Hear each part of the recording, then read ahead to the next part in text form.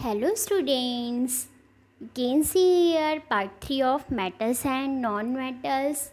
Beta, you have to learn about metal and non-metal, their physical and chemical properties. Okay, and beta, you know that metals react with oxygen to form metallic oxide, which are basic in nature, and non-metals can react with oxygen to form non-metallic oxides which are acidic in nature.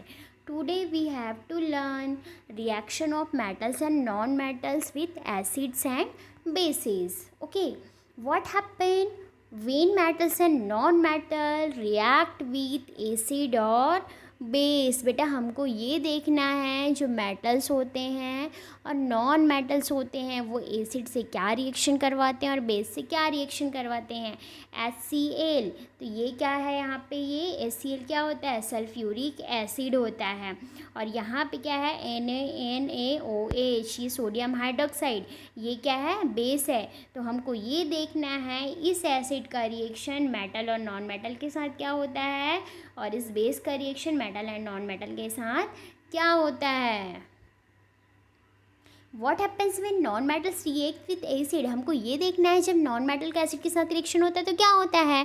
तो हमने यहाँ पे क्या ले लिया है, sulphur है, ठीक है, सल्फ़र पाउडर ले लिया है। सल्फ़र पाउडर को मैं क्या करती हूँ, एक ट्यूब में लेती हूँ। ट्यूब में लेने के बाद मैं उसमें क्या करती हूँ, सल्फ्यूरिक एसिड ऐड कर देती हूँ। जब मैं ऐड करती हूँ देखती हूँ उसमें कोई रिएक्शन नहीं होता है, no colour change, no flame, nothing, कुछ भी नहीं होता है, उसमें कोई रिएक्शन नहीं होता है। उसके बाद फिर मैं देखती हूँ कि मैं क्या करती हूँ, सल्फ्यूरिक एसिड को एक ट्यूब में ले लेती हूँ। ट्यूब में लेने के बाद मैं उसमें जिंक का एक टुकड़ा ऐड कर देती हूँ। जिंक का टुकड़ा ऐड करने के बाद मैं क्या करती हूँ, एक मैच स्टिक को उस ट्यूब के पास मैं लेके आती हूँ। जब लेके आती हूँ तो देखती हूँ कि मैं ट्यूब के अपर पार्ट में एक फ्लेम निकलता है। वो क्या होता है, एक पॉप साउंड के साथ एक फ्लेम निकलता है। तो जब हम यहाँ पे देखते हैं जिंक के साथ हमारा सल्फ्यूरिक एसिड ऐड हुआ है तो जिंक सल्फेट क्या बनता है और ये क्या करता है, यहाँ पे हाइड्रोजन गैस रिलीज कर देता है। तो ये क्या होता है, जो metal produces hydrogen in reaction with acid. हमने क्या किया, जिंक क्या होता है, मेटल होता है जो हाइड्रोजन जो सल्फ्यूरिक एसिड मतलब एक एसिड से रिएक्शन कराया और ये क्या किया, सल्फेट फॉर्म करके हाइड्रोजन गैस रिलीज़ कर दिया।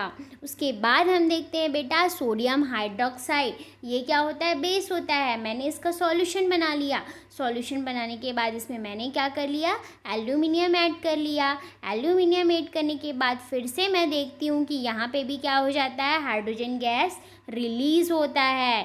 तो यहाँ पे हमने देखा कि बेस में भी क्या हो जाता है, सेम रिएक्ट हो रहा है ना, एल्यूमिनियम के साथ। तो ये क्या हो जाता है, हाइड्रोजन गैस रिलीज कर देता है। तो हमने ये देखा कि all metals are not equally active, जो सभी एटम्स जो सभी मेटल्स होते हैं वो इक्वली रिएक्टिव नहीं होते हैं। सोडियम क्या करता है बेटा, मतलब वो वाटर के साथ बहुत ज़्यादा रिएक्ट कर लेता है, बट आयरन में ऐसा नहीं होता है। मैंने इसका डिटेल अपने प्रीवियस वीडियो में बताया है कि सोडियम किस टाइप से वो मोर रिएक्टिव है बट आयरन नहीं है। हमने ये देखा, देखो बेटा यहाँ पे क्या है, ये कॉपर सल्फेट का मैंने सॉल्यूशन ले लिया है।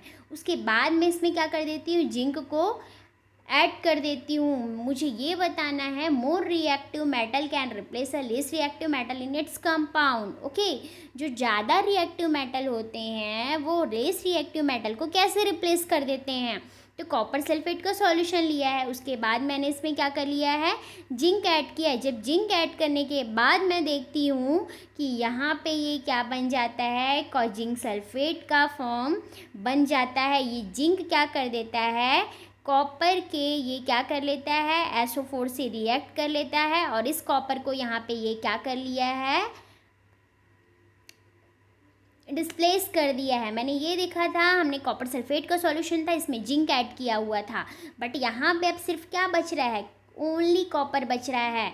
और ये जिंक क्या कर लेता है, ये सल्फेट इसके कॉपर की सल्फेट से रिएक्ट करके जिंक सल्फेट बना लेता है। इसका मतलब zinc replace copper in copper sulphate. Zinc क्या कर देता है, कॉपर को कॉपर सल्फेट में क्या कर लेता है, ये रिप्लेस कर लेता है।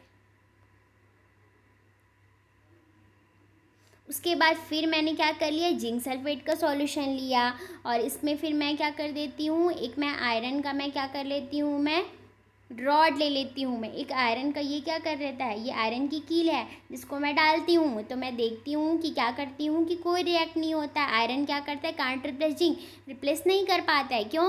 क्योंकि zinc is more reactive than iron. Zinc क्या होता है, ज़्यादा रिएक्टिव होता है। किससे है, आयरन से है। उसके बाद फिर मैं देखती हूँ यहाँ पे फिर एक क्या करना है, कॉपर सल्फेट का सॉल्यूशन है जिसमें मैंने आयरन की कील डाली हुई है। जब मैं आयरन की कील डाली हूँ तो फिर मैं दूसरे में ये देखती हूँ, ये जो आयरन है उसको क्या कर, कॉपर सल्फेट है तो ये आयरन, ये जो आयरन की कील डाली हुई है तो यहाँ पे देखती हूँ जो कॉपर का जो रेड कलर है लगभग इस आयरन के ऊपर आ जाता है या फिर यहाँ पे नीचे आ जाता है। और इसका कलर किस में चेंज हो जाता है, लगभग ग्रीन कलर में चेंज हो जाता है। तो जो आयरन क्या कर लेता है, कॉपर को उसके सल्फेट फॉर्म में क्या कर देता है, उसको रिप्लेस कर देता है। ओके, और कहाँ पे कॉपर कहाँ पे डिपॉजिट हो जाता है, आयरन में डिपॉजिट हो जाता है। तो इसमें कैपेसिटी पाई जाती है क्योंकि आयरन क्या हो जाता है, ये आयरन क्या हो जाता है, कॉपर से ज़्यादा रिएक्टिव है। Iron is more reactive then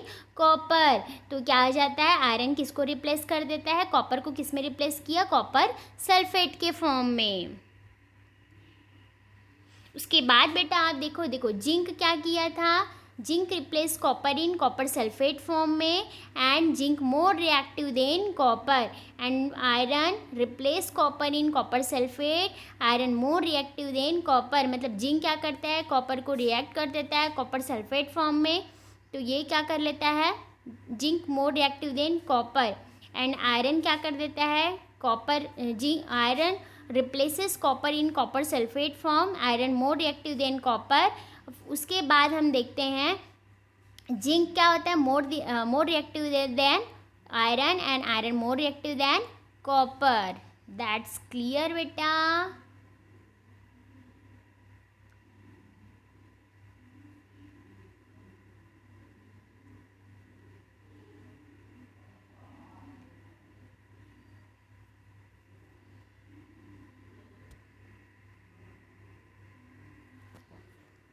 okay, then you have to remember जो मेटल्स होते हैं वो एसिड के साथ रिएक्ट करके इसका साल्ट फॉर्म बना लेते हैं, हाइड्रोजन गैस रिलीज़ कर देते हैं। जैसे क्या हो गया, जिंक है, जिंक सल्फ्यूरिक एसिड से रिएक्ट करके जिंक सल्फेट फॉर्म बना लिया और हाइड्रोजन गैस रिलीज़ कर लिया।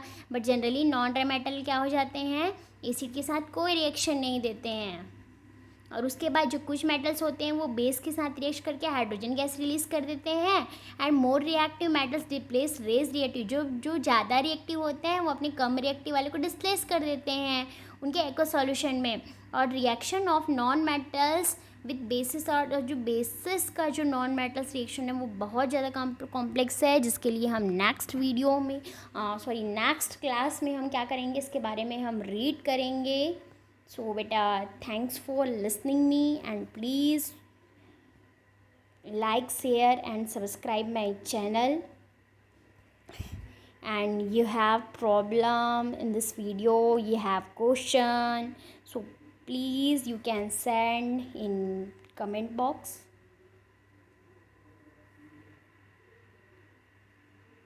So thank you.